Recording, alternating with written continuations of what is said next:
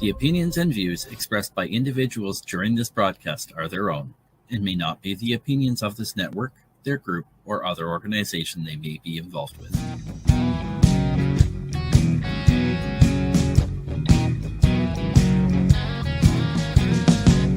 I'm looking at myself, reflections of my mind. It's just the kind of day to leave myself behind. So gently swaying through the fairyland of love. If you'll just come with me, you'll see the beauty of Tuesday evening news. Tuesday evening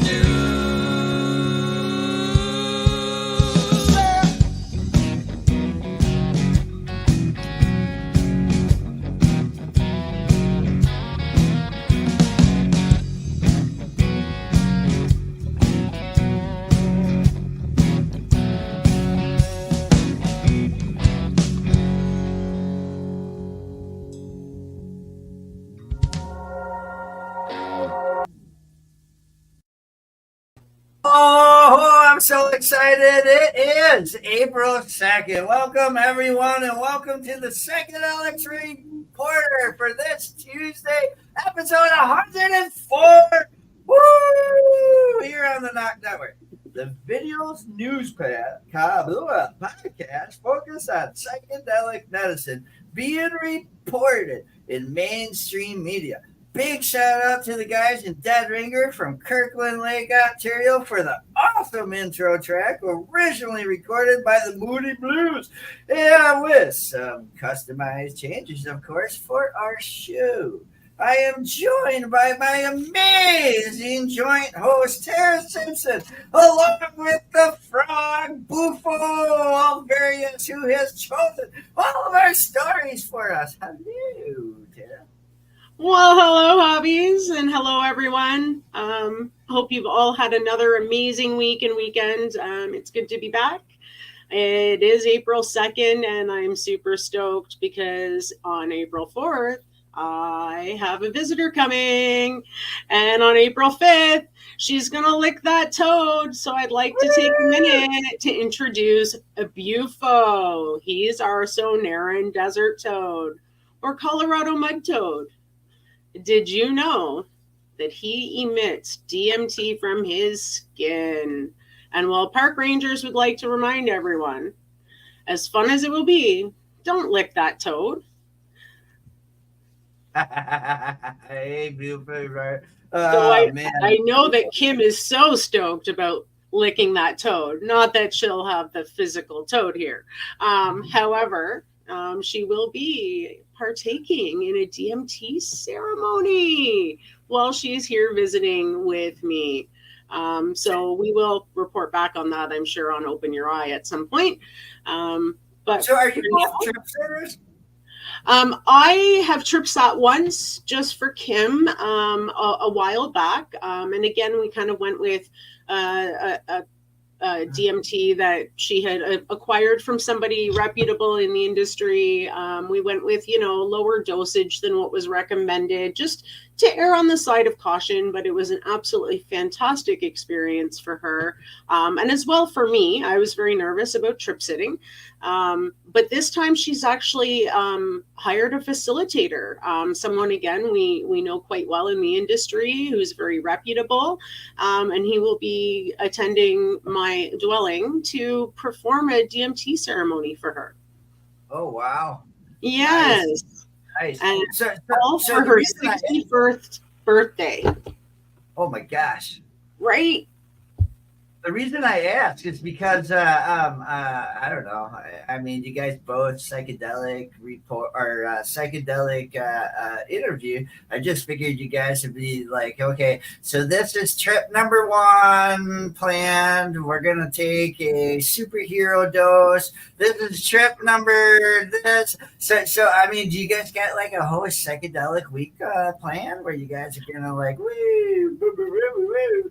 Well, I'm sure that after her DMT ceremony, which includes like a ceremonial tobacco, which is like blown up the person's nose. There's like a whole bunch of things involved apparently in this ceremony.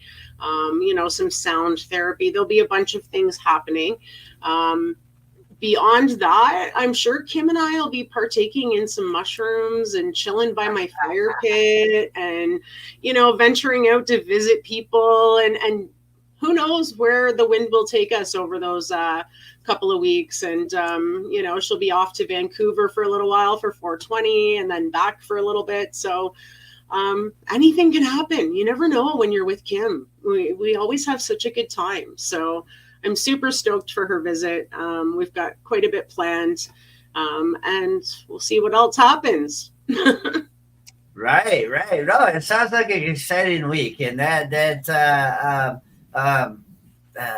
is a lot happening in this week. All the stories that Bufos has chose, and absolutely. Wow, I'm using my pants as my mouse, so bear with me. Something about it not reading my mushroom pants. Okay, here it is. So this article comes from Marijuana Moment. And this is Utah governor lets psychedelic pilot program bill become law without his signature, citing overwhelming support. And this is by Kyle Yeager. Governor lets psychedelics pilot program bill become law without his signature. What does that mean? Why don't you tell us that? So that's interesting. The Republican governor of Utah has allowed a bill to become law without his signature that authorizes a pilot program for hospitals to administer psilocybin and MDMA as an alternative treatment. Governor Spencer Cox said in a letter to legislative leaders last week that he was letting the psychedelics legislation become enacted despite his reservations due to the overwhelming support it received, with both chambers unanimously approving the measure. I am generally supportive of scientific efforts to discover the benefits of new substances that can relieve suffering, Cox said. However, we have a task force that was set up specifically to advise the legislature on the best way to study psilocybin, and I'm disappointed that their input was ignored. The governor didn't specify which task force recommendations he wanted to see incorporated, but the panel did advise against authorizing the regulated use of psychedelics before they're approved by the Federal Food and Drug Administration. Lawmakers have cited the panel's findings to support advancing the pilot program legislation from Senate Majority Whip Kirk Cullimore and House Speaker pro tempore James Dunnigan. Interesting. The newly enacted measure provides for that regulated access at two types of healthcare systems in the state. Psychedelics can be administered by a privately owned nonprofit healthcare system with at least 15 licensed hospitals or within medical programs operated by institutions of higher education. So I assume college. The health care system may develop a behavioral health treatment program that includes a treatment with psilocybin and MDMA that it determines is supported by a broad collection of scientific and medical research, the bill says. By July 1st, 2026, any hospital that establishes a psychedelics therapy pilot program will need to submit a report to the legislature that details which drugs are being utilized and healthcare outcomes of patients and any reported side effects. The legislation Cox allowed to become enacted will take effect on May 2024 and sunset after 3 years. Wow. The legislation, what's unclear about the legislation is whether its implementation will create any legal liabilities, as hospitals and universities must typically adhere to federal regulations, and both psychedelics are currently Schedule 1 drugs under the Controlled Substances Act. In any case, Utah is of several states where lawmakers are working to advance psychedelic reform with reform legislation with a focus on therapeutic use. Marijuana Moments is tracking more than, I think that's it. Yeah, that's an ad. It is. It's an ad for the paper that Blue Force did. For example, an Illinois state committee held a hearing last week to discuss a bill to legalize psilocybin and allow regulated access at service centers in the state, where adults could use the psychedelic in a supervised setting, with plans to expand the program to include mescaline, ibogaine, and DMT. The governor of Indiana signed a bill that includes provisions to fund clinical trial research trials on therapeutic use of psilocybin. The Maryland State Senate and House of Delegates both passed legislation to create a psychedelics task force responsible for studying possible regulatory framework for therapeutic access to substances such as psilocybin, mescaline, and DMT. It would be charged specifically with ensuring broad, equitable, and affordable access to psychedelic substances in the state. A champion measure is also advancing in the Senate. Wow. And the Arizona House panel also approved a Senate-passed bill to legalize psilocybin service centers where people could receive the psychedelic in a medically supervised setting. We read that last week, didn't we? Yeah, somewhere else. In another article, I believe. Mm-hmm. Vermont lawmakers are considering legalization to establish a working group to study whether or how to allow therapeutic access to psychedelics in the state. Also this month, Missouri House Committee unanimously approved a bill to legalize the medical use of psilocybin by military veterans and fund studies exploring the therapeutic potential of psychedelics. Connecticut lawmakers held a recent hearing on a bill to decriminalize possession of psilocybin. Wow. A Vermont legislative panel continued its consideration this month of a bill that would legalize psilocybin in the state and establish a working group on how to further regulate psychedelics for therapeutic use. The governor of New Mexico recently endorsed a newly enacted resolution requesting that state officials research the therapeutic benefits of psilocybin and explore the creation of regulatory framework to provide access to the psychedelic. Lawmakers in Hawaii are also continuing to advance a bill that would provide some legal protections to patients engaging in psilocybin-assisted therapy with a medical professional's approval.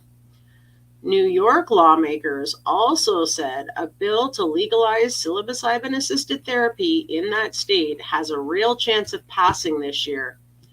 Bipartisan California lawmakers also recently introduced a bill to legalize psychedelic service centers where adults 21 or older could access psilocybin, MDMA, mescaline, and DMT in a supervised environment with trained facilitators.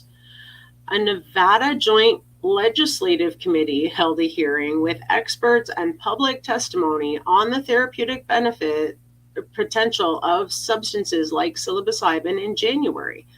Law enforcement representatives also shared their concerns around legalization, but there was notable acknowledgement that some reforms should be enacted, including possible rescheduling. Wow, the governor of Massachusetts recently promoted the testimony of activists who spoke in favor of her veterans-focused bill that would in part create a psychedelics work group to study the therapeutic potential of substances such as psilocybin.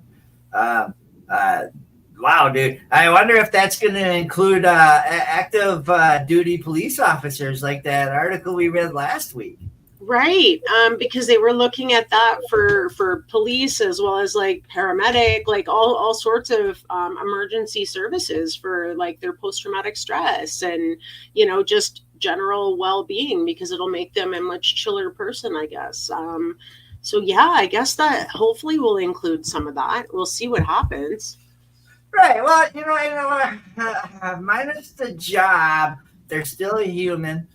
And they still have the right as other humans to be able to partake, as these things, symptoms, or these diagnoses that they have are on the list to be able to take. Right. And I mean, why should they not have the option that other patients have just because they're a police officer or a fire person, or, you know what I mean? Like they're the one before that was EMT wanted. Yeah.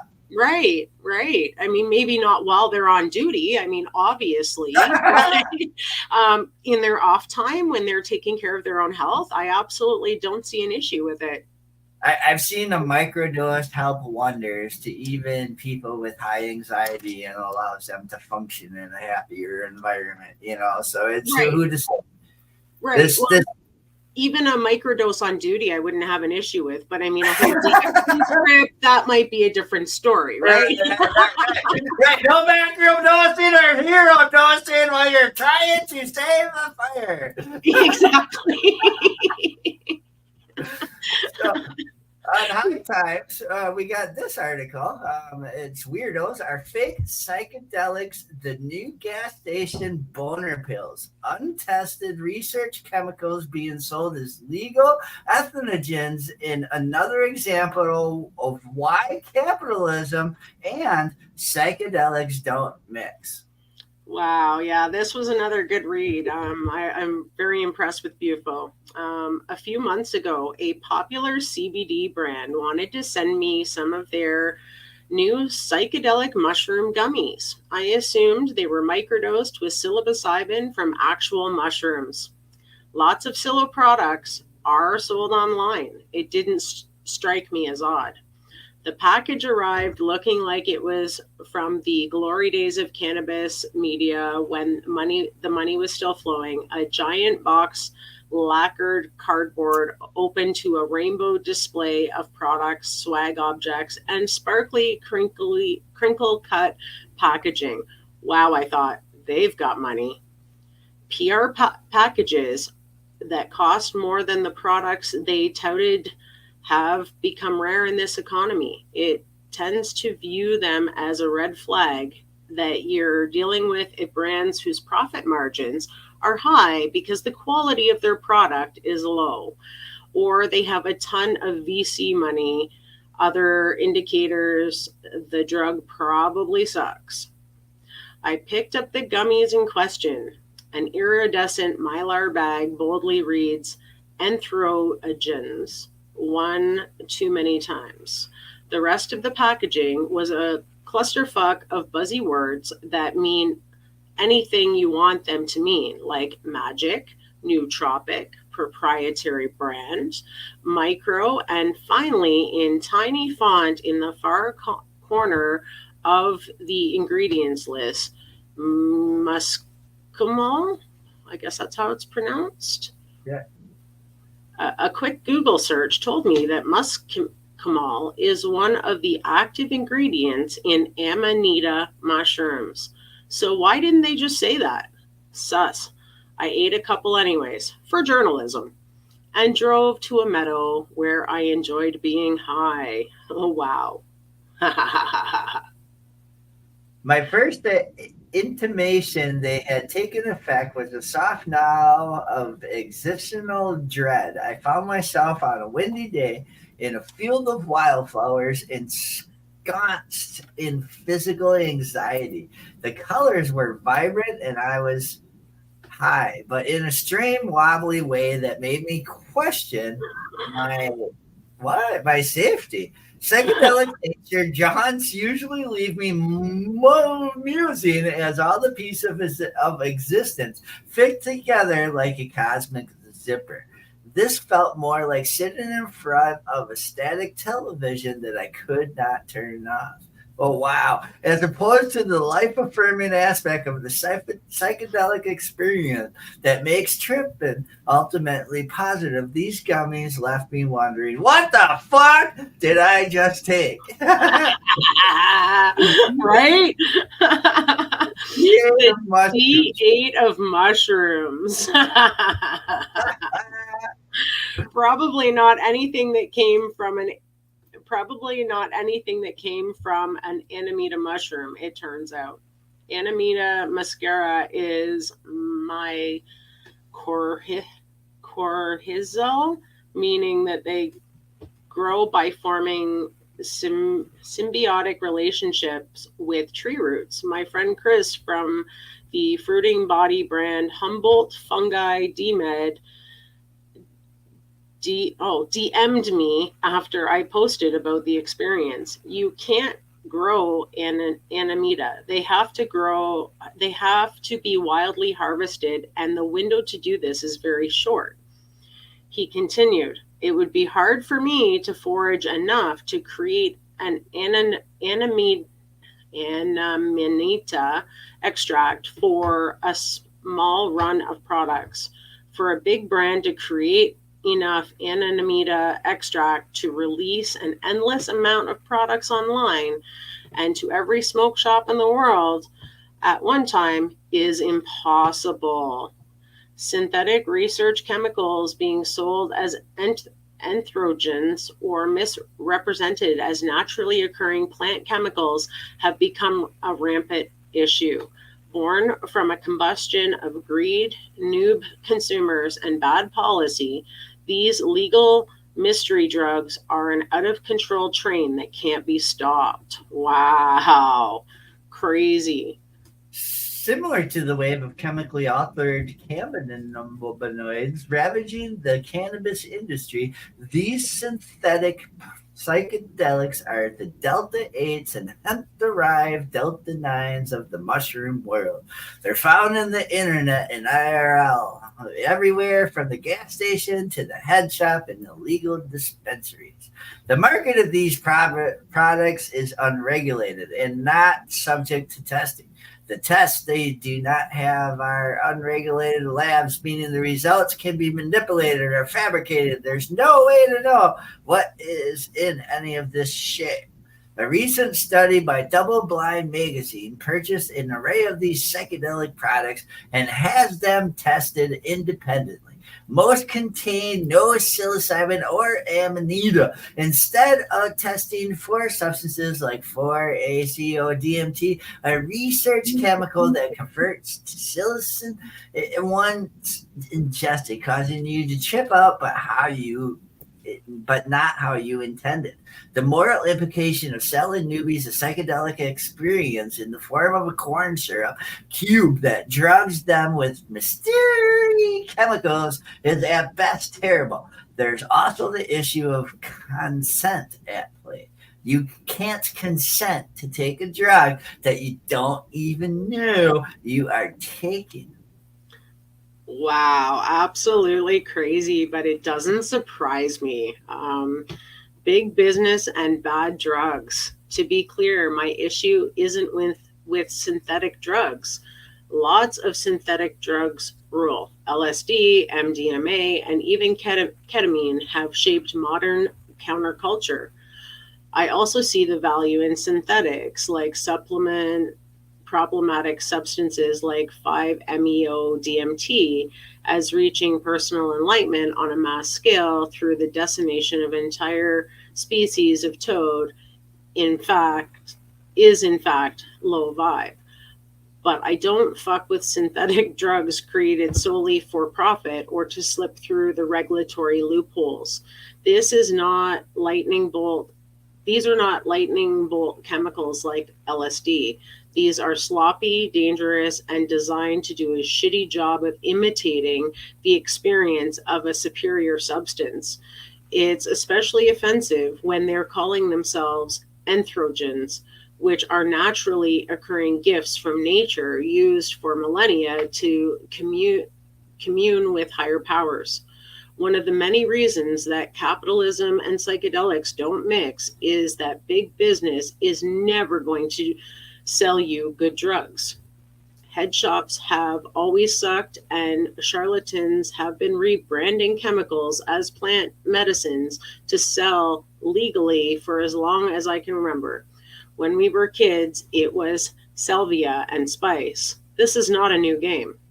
I don't know if any of those products contain substances they said they did, or if it was another case of chemicals being sprayed on shit and consumed by people who didn't know any better. From fake psychedelics and D8 to spray packs, that hustle is booming and will continue to boom, quite possibly forever.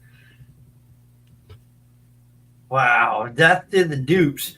Newbies don't have access to good drugs. They never did, and they still don't. Drug culture is a subculture. You can't buy your way in. The more you engage with the culture, the more it rewards you. The deeper you go, the better the drugs.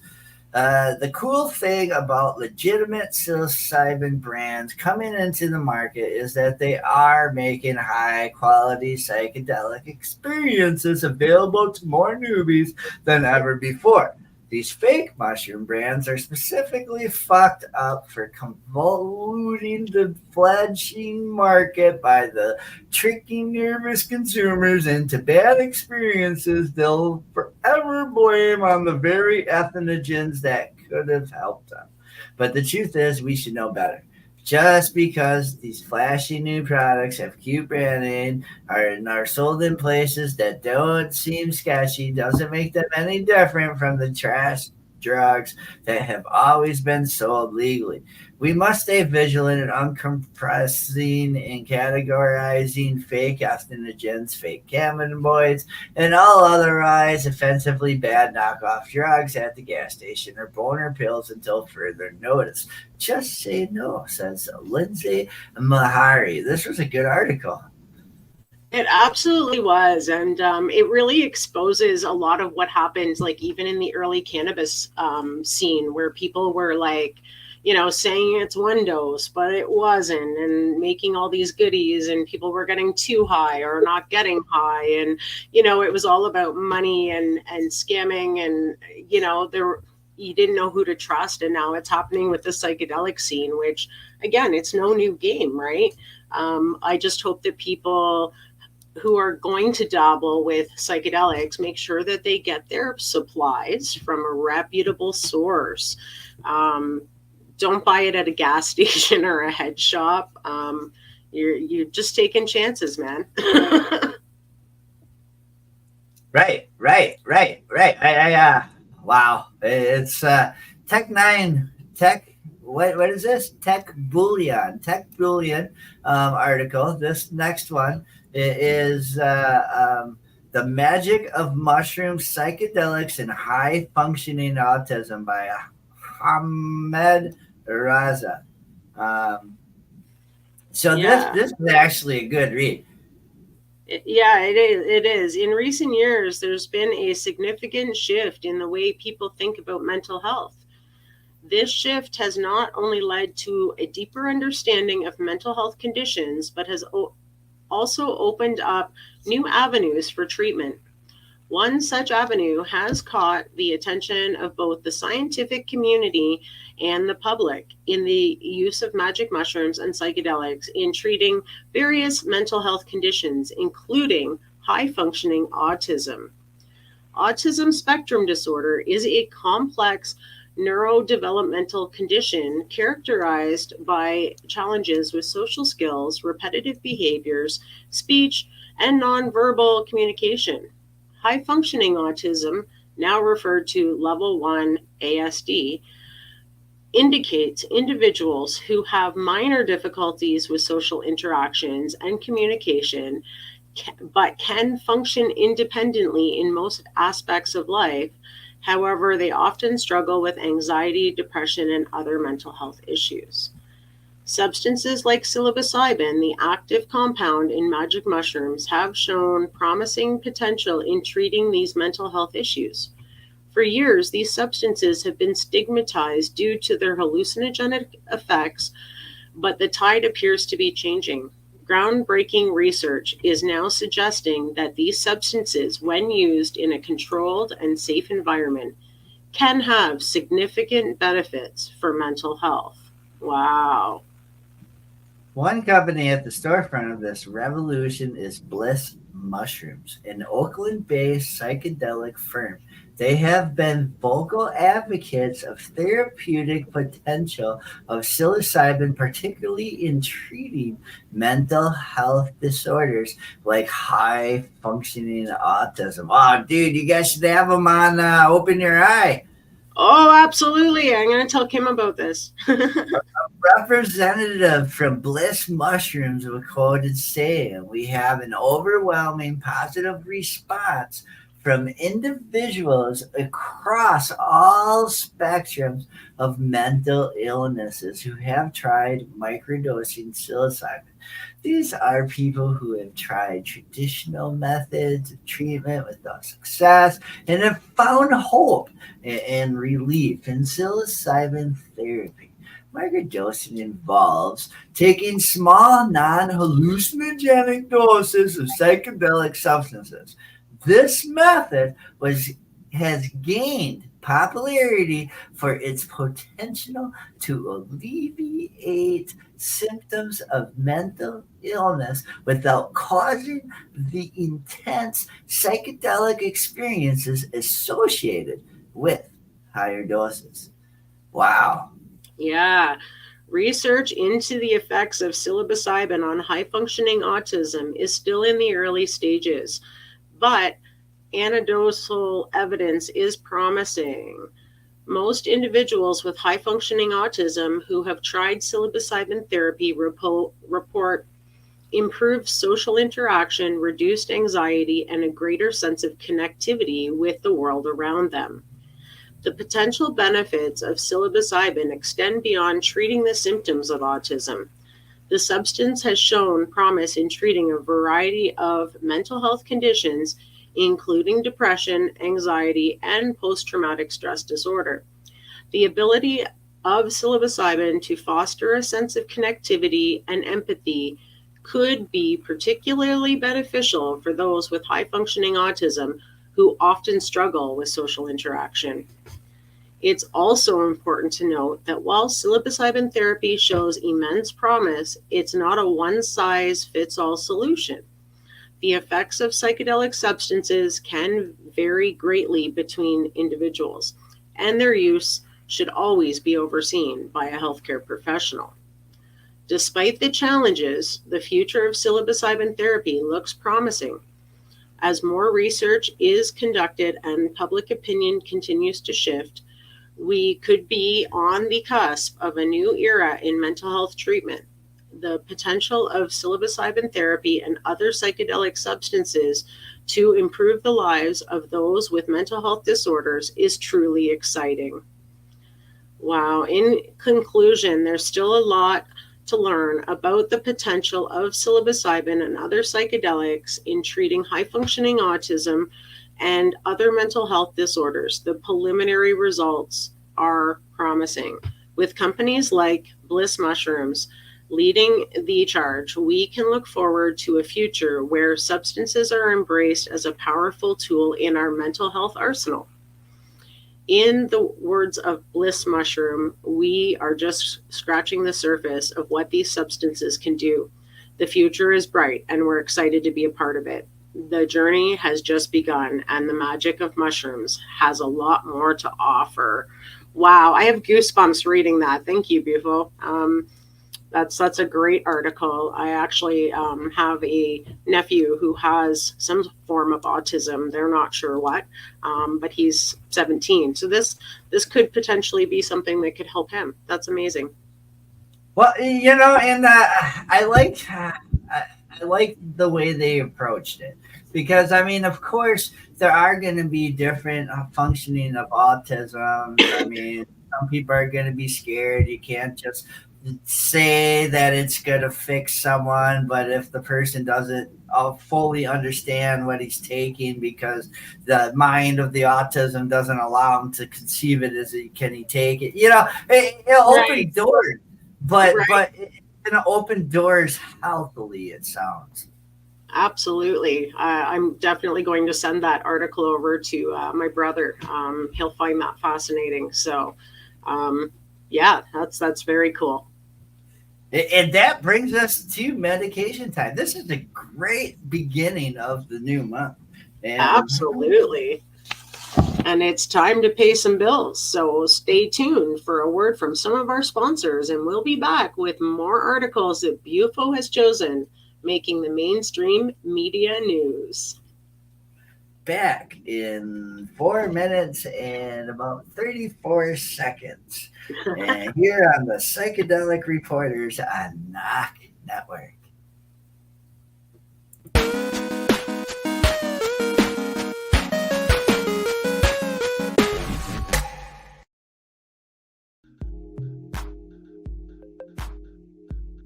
Put it away for 30 minutes a day on IWK. The IWK 710 Daily Sesh is a virtual gathering where consumers meet up for a toke and some laughs at 7 p.m. Eastern nightly.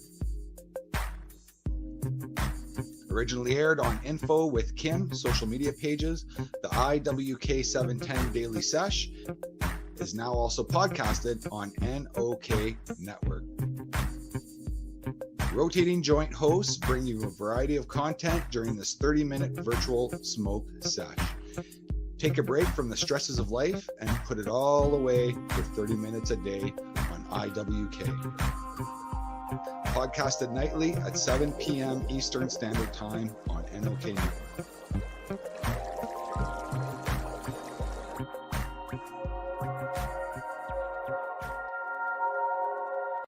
Are you a Northern Ontario resident searching for credible information on cannabis as a medicine? No Sir is here to help. Established in 2013, Northern Ontario Cannabis Education and Resources is here for you. No Sir Director Kim Cooper brings you 45 plus years experience utilizing cannabis as a medicine and is spreading the education across the North. Activism, resources, referrals, and more at No Sir. Don't be a jackass. Say no sir to cannabis propaganda with No Sir. Find us at www.nocer.ca.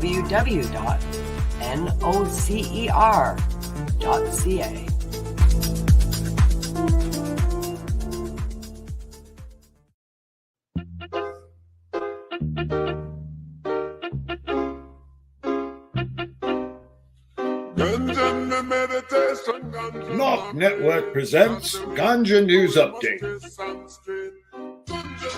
Join joint host Christine Tarra and Michelle Parada as they bring you their global cannabis news update. Catch the Ganja News Reporters weekly on Mondays at 8 p.m. Eastern Time as they cover cannabis news from around the globe in the 60-minute video news podcast. Stay up to date with Ganja News Update, Mondays at 8 p.m. Eastern on NOK Network. Follow and subscribe to NOK Network on our webpage, social media, and streaming sites, including Facebook, YouTube, and Rumble.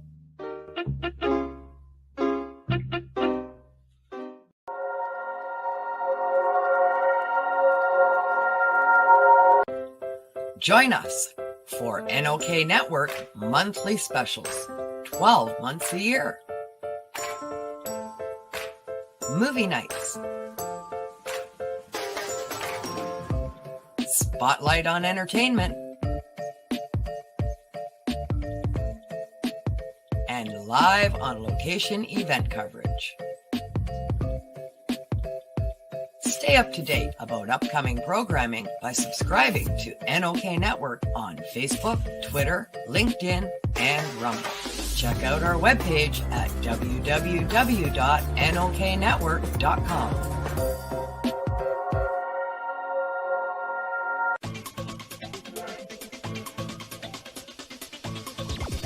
Advertising space available at NOK. Contact us for a rate sheet at NOKNetwork.com.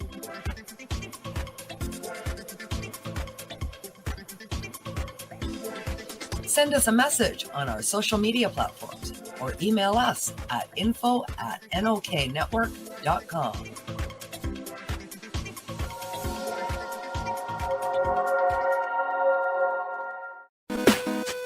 Welcome back to the show in our regular program.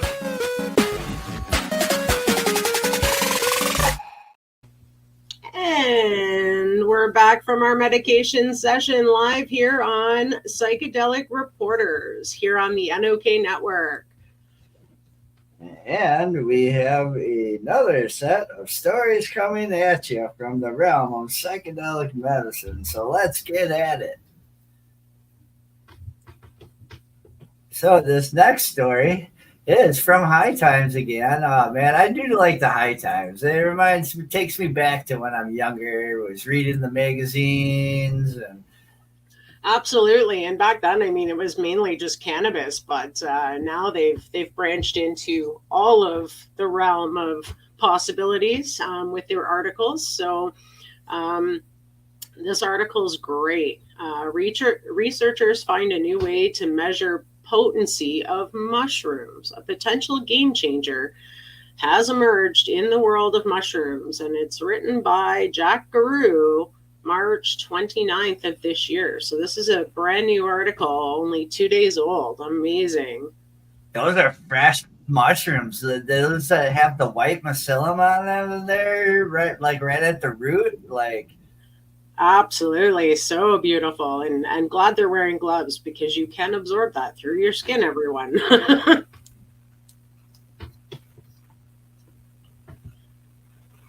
All right. Do you want to read us out Absolutely. A new technique has arrived that measures the potency of psilocybin and psilocin. Great news for those medicated by mushrooms. Credit goes to teams at the University of Texas at Arlington, Scottsdale Research Institute in Phoenix, Shimizu Scientific Instruments in Maryland, and Millipore Sigma in Round Rock, Texas. They compared they comprised the brilliant minds behind the method for quantifying the potency of psilocybin and psilocin in magic mushrooms, known in the medical and scientific community as Psilocybe cubatus. The legislative changes are expected to facilitate further research and potential clinical applications, stated Kevin Shug of Shimizu, Distinguished Professor of Analytic Chemistry in the Department of Chemistry and Biochemistry. Psilocybin is not a psychoactive compound. Did he just say that? Psilocin, however, has a strong relationship to our 5-HT receptors, which are responsible for the infamous psychoactive effects. It brings me back to the beginning of the articles in our news thing where these are opinions and views and right? I don't know. Shug and the team's discovery was originally published in a recent issue of an analytical Chimica Acta, breaking down the experimentation and final results. It took 10 authors to explain the results, including Sabrina Islam, Sue Sisley, Ran Baba Kumar, and among other significant team members behind the breakthrough in testing.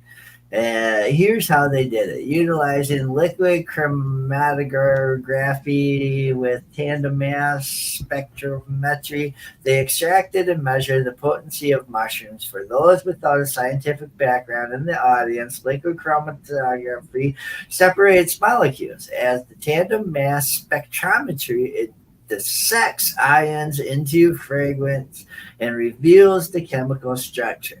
By combing these two techniques, the researchers studied 5 strains of dried intact mushrooms: blue meanie, creeper, B+, Texas yellow, and thiocubinase. Familiar names to mushroom aficionados, no doubt.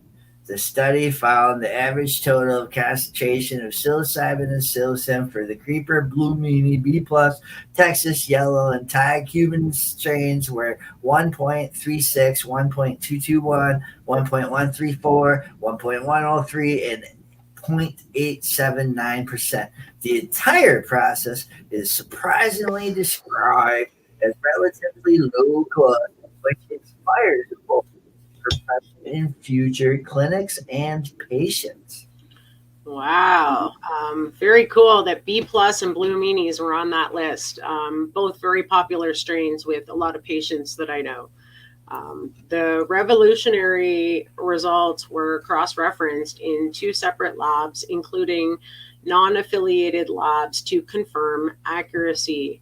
As medical professionals identify more safe and effective treatments using mushrooms, it will be important to ensure product safety, identify regulatory benchmarks, and determine appropriate dosing. Shrug added about the discovery. Established and reliable analytical methods like the ones we described will be essential for these efforts to use mushrooms in clinical settings. Which, I mean, makes sense, right? They want to make sure that if you're getting 50 milligrams, you're actually getting 50 milligrams, because we know it can vary, right? We've seen that in strengths. Now, time for a bit or a lot of history. Mushrooms grow in mundane substrates such as dung, molasses, soil, and wood, and they can flourish in various conditions. Consider it a part of their magic. As hundreds of species in the Syllabaceae genus, the popular kid is P. cubenus. Growing kits for P. cubenus are commercially available, even if they are sadly illegal in many states. At their best, Syllabaceae cubenus and other magic mushrooms can induce perceptual distortion, mood alterations, mystical experiences, and euphoria. Under the right circumstances, and perhaps with the right group of people, they not only provide a good time, but an enlightening one that makes you and the world around you glow, aka the serotogenic psychedelic. For thousands of years, they've been ingested and appreciated all the way back to indigenous tribes and civilizations. Of course, to this day, magic mushrooms are ingested in ceremonies for religious and spiritual purposes, or in most cases, just to have a damn good mind-expanding time.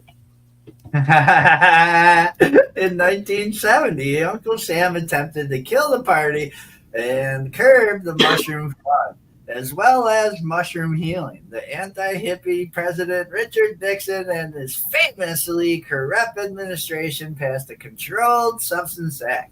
Nixon, a devilish general of sorts in the war on drugs, made the possession of psilocybin and psilocin illegal. Mushrooms were classified as Schedule I substances. In the Act's own outdated words, a Schedule I drug is essentially I dropped my thing. Essentially one with no currently accepted medical use in the United States, a lack of accepted safety for the use of medical supervision, and a high potential for abuse. Due to the governmental restriction, research on shrooms slowed down significantly. Not much support was ever there for it, researching Schedule 1 drugs in the United States, necessities registration and licensure by the Drug Enforcement Administration. Not an easy task. Basically, it was a topic of importance that went undiscussed in the 1970s, but eventually the truth came into light. Mushrooms are viable medical treatments.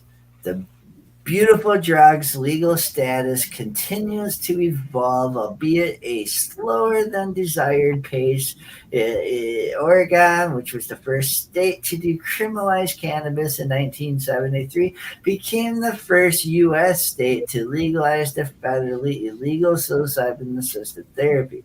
Since then, Colorado has decriminalized the possession of magic mushrooms. As a result, more research and potential clinical applications have been pursued and produced groundbreaking developments, such as the new technique to measure potency that will continue to improve and even save lives, thanks to the all advocates and researchers involved. Wow. Yeah, and as we know, like depending on where they're grown and what strain they are and who grew them, those potencies in the actual mushrooms can vary, right? So I see why they're doing it, so they can, streamline treatment. Yeah, I would like if they made because it's mycology, right? So people are going to be testing with mushrooms. They make testing kits where you can put it through your microscope to look at mushrooms, is how it's able to be released in the United States. Now, be it say if they send a tester with such slides and spores, I think it would be cool because if you do test the sample of the spore through the microscope, or maybe that's why they can't do it, how they are all going through the loopholes now. But it's I've always I've always been a pro advocate of testing kits for the home cannabis grower as well. Right, exactly. You have a soil tester, you have a pH tester, you have all those things for your cannabis. Why can we not come up with some sort of tester to test the potency of your mushrooms at home? That would be such a cool invention. Yeah, it would be. It would be. See, if you're a patent writer out there and you like writing patents, get with someone that knows the thing that you're designing and build a fucking one. 6 months after opening, a Northeast Portland Shroom Center becomes the first to close. It opened near the airport to draw out of state psychedelic customers, but the crowds never materialized. And this comes from wwweek.com news, and this is written by Grant Stringer. Wow. So, I mean, we kind of saw this writing on the wall with it coming, because as the article states, despite national hype around Oregon's legal psilocybin industry, with a psychedelic mushroom center in Portland with too few customers, has announced it will be the first in the state to shutter.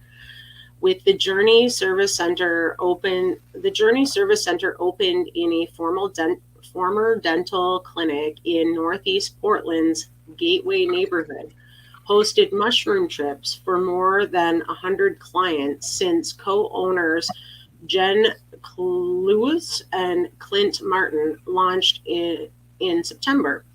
Martin says business lagged after a good start in the fall, when Oregon saw a blitz of psilocybin centers opening and national news coverage. A service center is a business that's licensed to host supervised mushroom trips under Oregon's Measure 109. The pair of entrepreneurs had hoped to make the notoriously expensive service center, which costs thousands of expensive service, which costs thousands of dollars per session, affordable by maintaining a steady flow of customers to the large facility, which could serve 10 people a day at a cost of $2,000 per customer. This year, the Journey saw about 15 clients a month. Martin says now it's pointing customers with appointments already on the books to other centers and putting the 4,000 square foot building up for sale. Wow. My eyes were bigger than my stomach, says Martin, a Utah-based car dealership owner who invested $1.2 million into the Journey. I've absolutely loved doing this, Clue adds. The numbers just weren't there. They needed to be. Wow, the Journey's retreat from the legal psilocybin market leaves at the least 20 licensed mushroom centers in the game, according to an Oregon Health Authority directory. About 55% of Oregon voters approved Measure 109 in 2020, directing OHA and a network of psychedelic advocates to build the nation's first legal psilocybin industry. Under Oregon laws, adults 21 and over, with some exceptions, can trip at a licensed service like the Journey under the supervision of a licensed facilitator. Some 2,100 people have taken the psilocybin plunge in these spaces, according to the nonprofit Healing Advocacy Fund. Wow. That's crazy. The nation's first service center, Epic Healing Eugene, opened in June to great fanfare. Since then, owner Kathy Jonas and other psilocybin entrepreneurs have said legal risk and expensive state licenses make the cost of doing business extremely high. That meant sky-high prices for customers, which in turn reduced demand, according to both critics and advocates of Oregon's unique regulations. Statewide, most customers appear to be out-of-staters seeking treatment for mental health conditions and addiction. That's the case at the Journey, which Martin intentionally located minutes from Portland's International Airport. Meanwhile, the underground mushroom market is flourishing in Oregon, and Martin's native Utah, he says, fed by a glut of psychedelic counselors who charge their clients far less. The mushrooms themselves are easy to produce and grow abundantly in the Pacific Northwest. Wow. Sam Chapman, executive director of the Healing Advocacy Fund, disputed the suggestion that public interest in legal industry is waning. We expect to see over 5,000 clients served by the end of the year, showing that the demand for services continues to rise, Chapman said in the email. And while Clue says that state regulations may get difficult to run a center, she's adamant that the Measure 101 isn't a failure. I don't want people to give up hope on the program, she says. Martin Clue had jumped on the opportunity to open a center when the Oregon Health Authority opened up the legal psilocybin industry last year. A shared belief in Shroom Power united Clue, 43, a psychedelic integration coach based in Oregon, and Martin, 51, who lives in New Provo, Utah. Martin had discovered the benefits of magic mushrooms during a difficult departure from the Mormon church about 5 years ago. Wow. Turning away from the Mormon faith after decades inside was like having your skeleton pulled out of your body, he said. Profound experiences with psilocybin helped him chart a new course in his life. When he learned about Measure 109 in Oregon, Martin began searching for a local partner. That's because until next year, state regulations require that a service center's majority owner be an Oregon resident for at least 2 years. He needed an Oregon resident to run it for him, Clues says. Martin met Clues, a former therapist from Michigan, in May at a local psychedelics conference. Clue became came on board as 51% owner and the director of the service center. Martin bought the former dental clinic in Gateway with cash. Like other state licensed businesses selling a drug the federal government considers dangerous and illegal, he couldn't get a federally backed loan. That's just one part of the financial risk in starting a center, he says. Those economic realities boosted the journey's prices. Susan UV, a licensed facilitator contracted to work at the journey, says a single shroom trip there would cost clients upwards of $2,100. That includes her fee of $1,333. The journey would offer discounts to femme-identifying people for International Women's Day, for example. Otherwise, the cost for one trip was double the price of a round-trip plane ticket to Bangkok. One customer, who declined to give her name because she faces personal risk if she were to publicize her use of mushrooms, took the maximum dose available, 50 milligrams of psilocybin. At one point, she envisioned herself floating in a diamond above her driveway. The experience was empowering, she said. However, the drug wore off unusually fast, and per state regulations, she couldn't leave the center for another 5 hours, she said. She described her time at the journey as pleasant but expensive and underwhelming. Wow. I got high, and where are we? Martin dreamed of scaling up the center like a Walmart, he says, but the clientele never materialized. Martin wouldn't disclose how much money the business is losing, but he says it's too much for him to weather. All right, now I know where you are. You have to be able to know it when you call it, Martin says. Albie, the facilitator, says it's been a slow winter at other service centers too. Nobody seems to be filling their rooms, she says, adding the journey's closure means she has one less place to work in the legal psilocybin industry. Clue, who runs day-to-day operations at the journey, is refunding clients and struck a deal with the Beaverton Center Fractal Soul to let them trip there for the same price. Clue is proud that she helped bring psilocybin to clients who came to the journey seeking relief from anxiety, addiction, and trauma. She witnessed people release their fear of death and intergenerational trauma. I had chills every time someone go out there, Clue says. It's absolutely beautiful, and I am going to miss that. Wow, this is sad. Wow. It's a sad article, man, because but see, we've seen a lot of this, and when Upper Michigan and Michigan became legal, and everybody wanted to do a social club in the gifting tax way through the lake, and I mean, people were losing businesses. People were, like, some were succeeding, some weren't.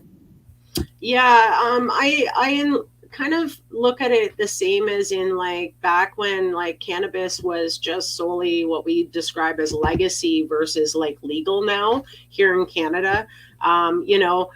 People were raking it in hand and fist in some areas, and then, like, the government got involved and started regulating it, and now, like, even the legal cannabis stores are losing money here in Canada and closing shop, and they plan on trying to do the same, I think, with psilocybin, is open all these treatment facilities, but again, it's going to be expensive, and I don't foresee it becoming like a huge revenue boosting industry. I really believe this needs to be done by just a few people in each area as small business, and keep the cost low. But as soon as regulations come in, then there's business licenses and insurances and all this stuff that raises the cost, and then patients aren't getting treatment because they can't afford $2,200 and a plane ticket possibly, or a train ticket or a bus ticket to get to that facility if they're from out of state or out of, like, it needs to be more affordable, and the business model just isn't there. You can't profit on this type of medicine. It's just not going to happen for them. Right. No, I agree. Wow, this whole world, man. This is going to be a fun curve. Outsourcing pharma.com is our last article. Can psychedelics with shorter yet more intense experiences cure people with alcohol dependence? And this is by Liza Laws. Yeah, this is another interesting one. I think we covered this last week in a different article that was similar about alcohol use disorder. So, in an exciting collaboration, modern mental health company Clerkenwell Health and Beckley's Psychtech, a clinical stage biotechnology company, have launched a phase 2A study aimed at investigating a potential breakthrough treatment for alcohol use disorder. The trial, already underway at King's College in London, will now expand into Clerkenwell Health's research facility near Harley Street, London. Its focus on evaluating the safety, tolerability, and pharmacodynamic effects of a novel psychedelic compound, BPL-003, in combination with psychological support tailored for alcohol use disorder patients. BPL-003, a synthetic formulation of mebufotenin, so basically 5-MeO-DMT, promised shorter yet intense psychedelic experiences, offering a new avenue for treatment.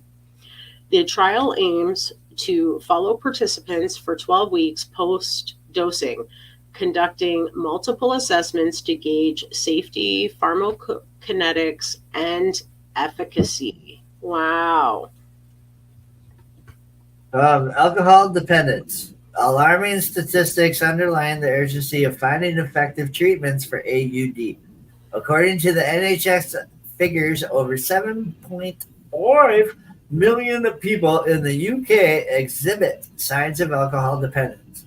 Public Health England data further reveals the total of alcohol-related issues, with nearly 21,000 alcohol-related deaths in England in 2021 alone, and over 340,000 hospital admissions attributed to alcohol from 2021 to 2022. Dr. Henry Fisher, scientific officer at Clerkenwell Health, stressed the need for innovative approaches. He said, conventional treatments for alcohol dependency aren't producing meaningful improvements, and new avenues must be explored. He emphasized the potential of psychedelic-assisted treatment to address this pressing public health concern.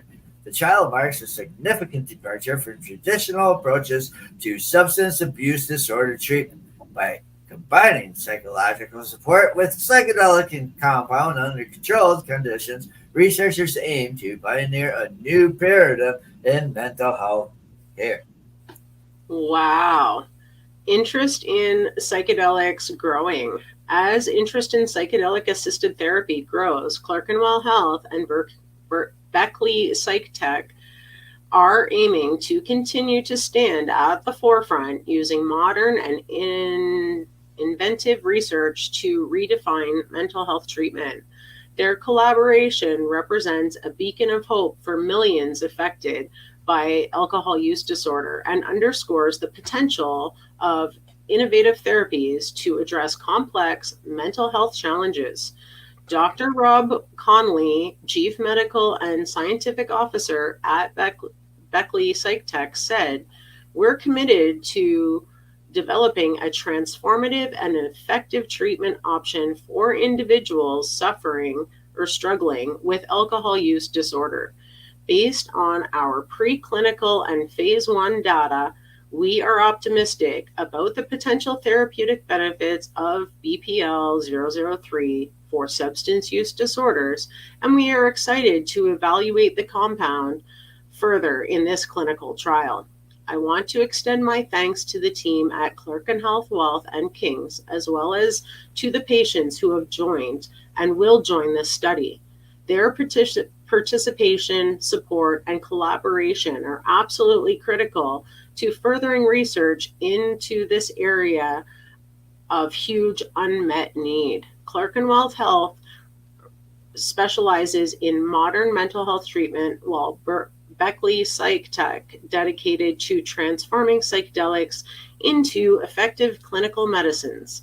Both entities say they are going to bring together expertise and resources to lead new approaches to mental health care, and saying they want to continue offering hope for a brighter future for individuals and communities affected by neuropsychiatric disorders. Wow. And for anyone interested in joining their trial, there is a link for patients on that page at outsourcingpharma.com. Wow, that is so what a great week, man. Episode 104 was rocked today.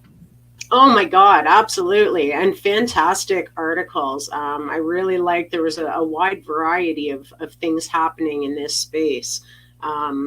Yeah, it's crazy to see. Things are actually moving. It's happening. The world's going round, gonna heal us the way we wanna be. They're gonna be happy people tripping on smoking weed. We're gonna make this world a better place, one plant therapy at a time. Hey, thank you for joining us here on Psychedelic Reporters here on NOK Network, and for tuning in to our video podcast on NOK Network's Rumble and YouTube pages, as well as other social media sites. We really hope you enjoyed our update today on mainstream media coverage of psychedelic advancements from around the globe. Many thanks to our sponsors and to my joint host, Tarra Simpson, and to Bufo Alvarius for choosing the stories, and to you, our listeners, for joining each week on Psychedelic Tuesday. Let's hear from Dead Ringer again from Kirkland Lake on our way out. Have a great week, everyone. We'll see you next week. Good night.